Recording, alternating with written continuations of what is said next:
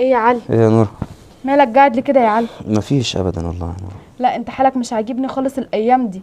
ده انت هتجع من قله الاكل، انت هفتان خالص. ولو عندي فرخه ولا عندي حته لحمه كنت عملتها لك تتجود بيها، انما انت عارف. انا عارف يابا، ان كان عليا انا نفسي اجيب لكم كل الحلو اللي في الدنيا، بس ما باليد حيله. واهم حاجه انت وابراهيم بس اشوفكم قدامي مبسوطين كده وبتاكلوا كده وكويسين عندي بالدنيا.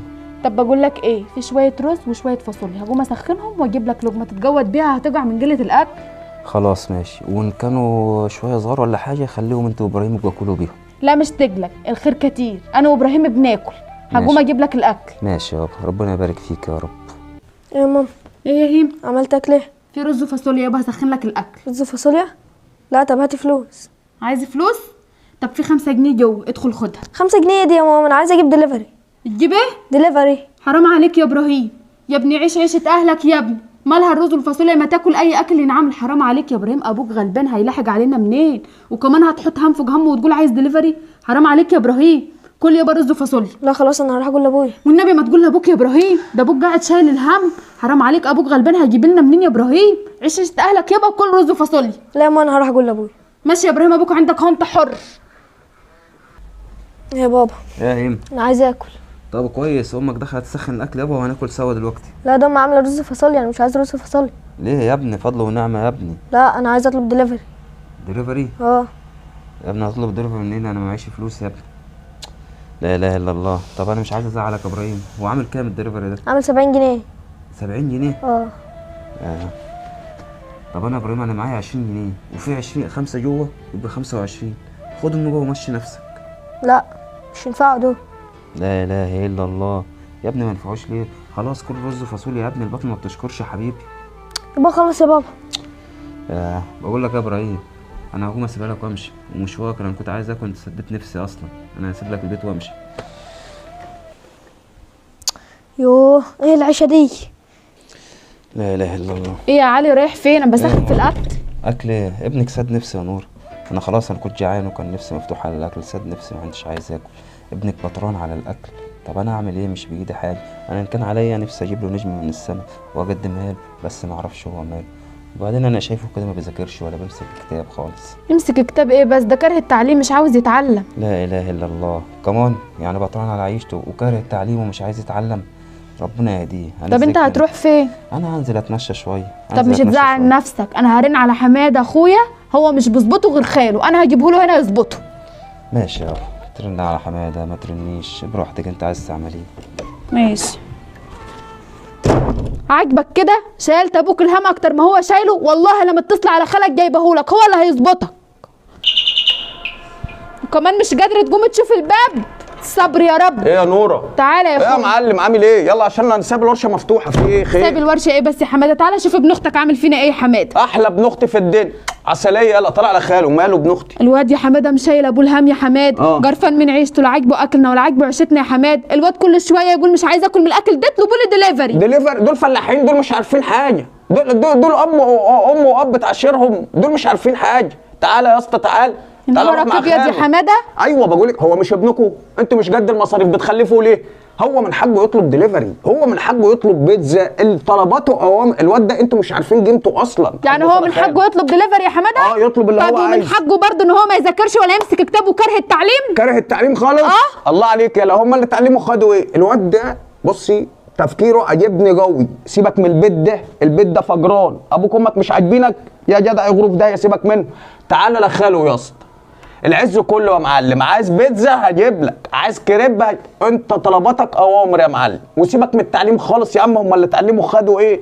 مش عاجبك عيشه امك وابوك؟ تعالى مع خاله، الواد معايا. ايه يا حماده انت معانا ولا معاه؟ لا انا مع الحاج. انتوا مش جد. الواد من حقه يطلب اللي هو عايزه. مش جد الخلفه بتخلفوا ليه؟ هو مش حابب التعليم بتعلموه ليه؟ الواد ده جاب من الاخر، طلع لخاله. عايزه حاجه؟ سلامتك يا سلمي لي على علي. ماشي حاضر. ربنا يهديك يا ابني ويقدرك يا اخويا عليه يا رب. تعال. امك ايه وابوك ايه؟ ولا تقول لي امك ولا ابوك، الناس دي مش عارفه قيمتك. انت ده انت عسل يا ابن اختي. تعال. خش يا عم. امك ايه وابوك ايه؟ بقول لك ايه يا معلم، صلي على النبي. انت مع خالك، الدلع كله والحنان كله. عايز اندومي هتجيب، مش عايز تتعلم مش هتتعلم. سهله جو. صلى على النبي يا معلم. لا صوت سيب لي نفسك خالص. اقلع بقى الهدوم النضيفه دي يا اسطى، الهدوم اللي ريحتها حلوه، والبس الطقم اللي على الحيطه ده يلا. ليه ده يا خال؟ ليه؟ هتشتغل. انت مش عايز اندومي؟ انت مش عايز تلعب بلاي ستيشن؟ مش انت مش عاجبك ابوك الفقير الكحيان؟ مش انت مش عاجبك امك اللي بتقطع من لحمها عشان تديلك؟ مش عاجبك ده كله؟ انت مش عاجبك تتعلم؟ التعليم وحش عندك حاج، هم اللي اتعلموا خدوا ايه يعني؟ عايز تمسك فلوس همسكك، هديك اسبوعين العب بلاي ستيشن براحتك وهات اللي انت عايزه. بس بقول لك ايه، هنا مفيش ابن اختي، غلطت هتتضرب، غلطت هتتعاقب. مش عاجبك التعليم وعايز تشتغل؟ هشغلك معايا يا معلم. اقلع والبس الطقم اللي على الحيطه، وعلى الله الاقي مسمار ولا صاموله على الارض قسما بالله هعلقك في السقف. لا والنبي يا غالي. وخلي بالك في زبون هيجي الورشه يعمل شغلانه، مش كل الزبائن حلوين، في واحد دمه خفيف هيستظرف عليك ومش بعيد يديك على قفاك. سهله، عدي، الزبون دايما على حق. مش انت عايز تشتغل؟ لا. مش انت مش عاجبك المدرسه؟ مش انت مش عاجبك امك وابوك؟ غير يلا الطقم اللي على الحيطه. لا والنبي يا غالي خلاص والله. مش عايز تشتغل؟ اشتغل الشغل اهو.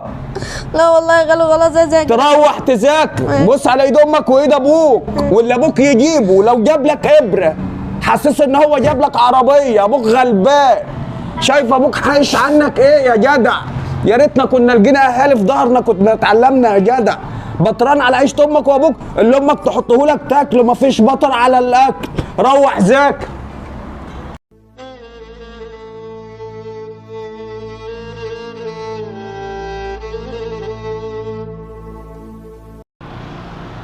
حاجه غريبه والله، حاجه مره. ما احنا قلناها مره واثنين وثلاثه واربعه. اتعلم يا اسطى، لو في ظهرك اب وام حارمين نفسهم علشانك اتعلم.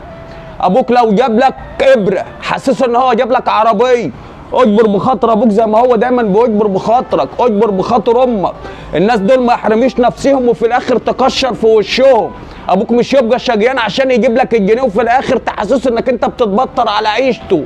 اجبر بخاطرهم عشان ربنا يجبر بخاطرك. عايز تنزل تشتغل انزل اشتغل، بس عايزه راجل هتعرف.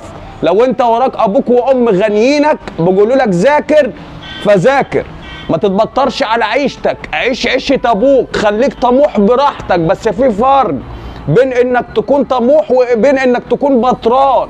اطمح، خليك طموح، عايز ابقى حاجه حلوه، بس في نفس الوقت ما تبطرش على عيشه امي وابويا. اللي ابوك يجيبه لك بوس ايدك وش وظهر، واللي امك تحطه لك كله. ده مش زمن بطر. السلام عليكم ورحمه الله وبركاته.